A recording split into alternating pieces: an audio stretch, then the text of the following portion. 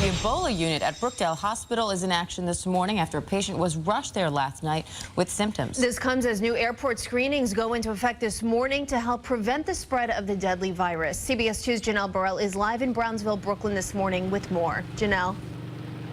Yeah, and Andrea, that patient, reportedly a 14-year-old boy who had flu-like symptoms when he was in Sudan and was reportedly treated there. Last night, he was rushed from his home here in Brooklyn here to Brookdale Hospital. New York City dealing with its first possible Ebola scare.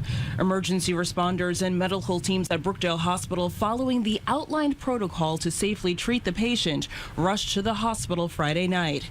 They say he had a fever after returning from a 2-week trip to Sudan and apparently lied to authorities so he could fly home. The city is particularly well prepared for any possible instance of Ebola because of our extraordinary healthcare system. Starting today, all travelers arriving at JFK from West African countries will be escorted to a special screening area where they'll be asked a series of health questions about possible exposure and will have their temperature taken with a non-contact thermometer.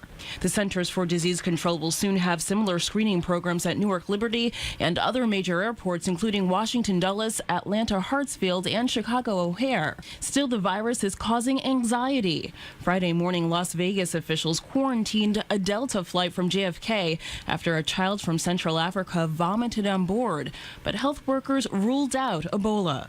It was kind of intense. Everybody was pretty calm, and the pilot really kind of let us know what was going on, little bits of information as he had them. Meanwhile, the United Nations says it is challenged tackling this global threat with limited resources. It's received only a quarter of the funding UN agencies have asked for.